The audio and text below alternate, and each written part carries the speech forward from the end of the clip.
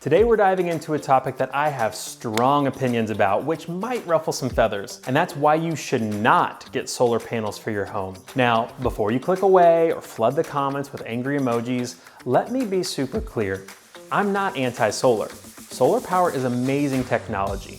It's clean, renewable, and in some cases, it can be a good investment. But, and here's the big but, it can be a bad move for some homeowners. I've personally seen some homeowners lose tens of thousands of dollars when they sold their home with solar. And that's why in today's video, I want to break down all the reasons why going solar might not be that smart decision that you think it could be.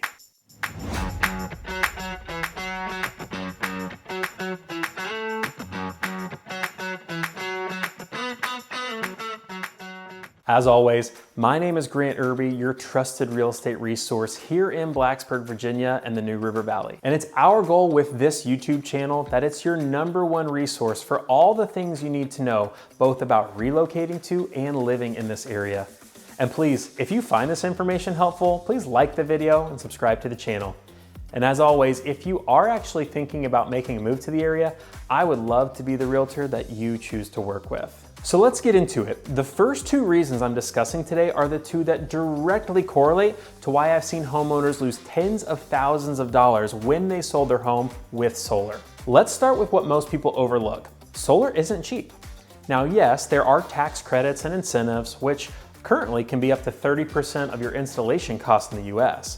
But even after that, the average homeowner is still responsible for somewhere between $20,000 to $30,000 for a solar system, depending on the size and efficiency of the panels.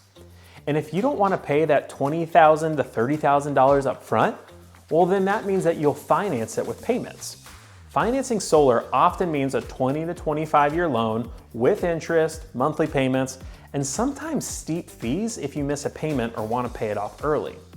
And even worse, some solar companies promote these $0 down offers, but those offers often come with long-term contracts that are hard to get out of. So while your monthly electric bill might go down, you're essentially trading it for a monthly loan payment. Now, speaking of loans, let's talk next about the transferability of those loans if you were to sell your home. So let's say you do go solar, and then 5 years later, you get a job offer out of state. So it's time to sell your house. Great, right? Well, here's where it gets tricky. Solar salesmen often pitch these two solutions when you need to sell your home but still have solar payments. Now, proposed solution #1 that they pitch is that you can transfer that loan to the person who's buying your house. It sounds great in theory, but here's the problem. A lot of the loans for solar panels aren't actually transferable, meaning the loan can't be transferred and taken over by someone else. I have personally witnessed this where a solar salesman told a homeowner that the loan could be transferred, but in fact, when they went to sell it, the loan provider's fine print disclosed that it couldn't be transferred. But let's say the solar loan is transferable. Well, there's still another problem. Even if the solar loan is transferable, in most cases, the person who's buying your house is already taking out a mortgage loan to be able to buy the house. So if they take out a solar loan too, that means that they have to be financially qualified for 2 loans at the same time. And for a lot of buyers, that puts their debt to income ratio too high, which means they no longer can qualify to purchase your home. So what happens to you if you're that homeowner with solar and you need to sell your house and move? Well, if you still owe money on your solar panels, whether that's through a loan or otherwise, that balance usually has to be paid off when the home sells. Now, instead of closing on your home sale and pocketing all those proceeds, instead you're paying off that loan at closing and only pocketing the remaining balance. So if you still owe $20,000 on those solar panels, like I've seen many homeowners owe, well then you're essentially writing a check for $20,000 when you sell your house. Now, sure, you may have saved $50 a month for a few years while you had the solar, but was it worth it to then turn around and write a check for $20,000? And before we go on, you may have picked up on this little nuance, and that's it can be amazing to be the second owner of a home with solar, because the solar panels likely got paid off in full by the seller when they sold the house, which means that for you, as the second owner, you're basically walking into a completely free solar system. So that's great for you as the buyer, but man, it sure hurts financially for the seller. Next up, we're gonna talk about one of the biggest myths about solar panels, and that's that it automatically increases your home's value. Now, the reality? It depends. A lot. If your panels are fully paid off and you're in a market that values energy efficiency, you might get a small bump in appraisal value, sometimes $5,000 to $10,000, but rarely more than that, and it's not always enough to cover what you actually spent. See, appraisers face a really tough job when it comes to solar. There aren't always comparable homes to use in our area, and in many cases, solar is treated more of a bonus feature and not as a value booster, especially if the solar panels still have a loan or payments. I personally saw a property appraisal for a house with solar. The solar was only a couple years old and the appraiser only valued it a few extra $1,000s for the value of the home. So if you're thinking you're gonna recover that cost when you sell, well, I highly recommend rethinking that math.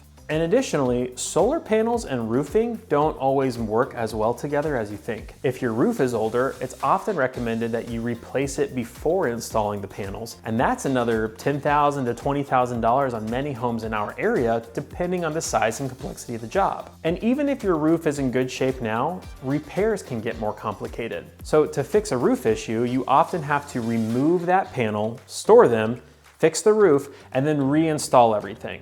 And that's not only a hassle, it can cost thousands of dollars. Some warranties don't cover the costs associated with that kind of removal and reinstallation either, meaning it would come straight out of your pocket. And this is the one that surprises people most. You might not actually save that much on your electric bill. Why? Because the savings depend heavily on your local electricity rates, your state's net metering policies, your system's size and output, and time of use pricing. Some states have great net metering policies that give you credit at a retail rate for that extra energy that your panels produce. Now others, not so much. In fact, some utilities in our very area are starting to reduce what they pay solar customers for sending that excess energy back to the grid. So those huge savings you were promised, well, they might only materialize if your utility provider plays nice.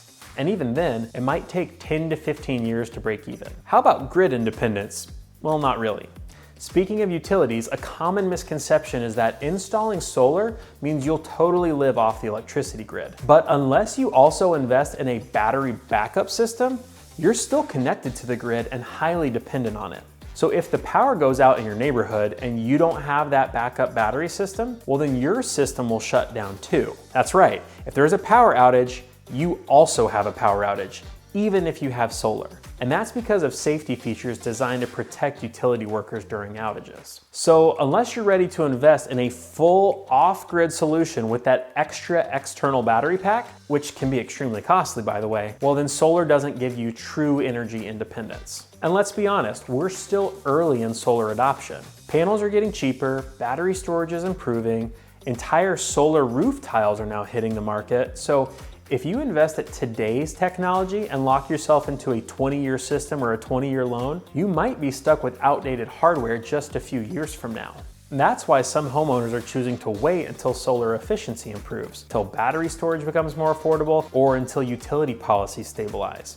And in some cases, waiting a few years might actually save you money and frustration. And lastly, many of the generous tax returns that help boost solar adoption early on are slowly being phased out or reduced. For example, in the US, the federal solar tax credit was originally 30%, but it's on a scheduled phase down. In some states, utilities are also rolling back the net metering policies.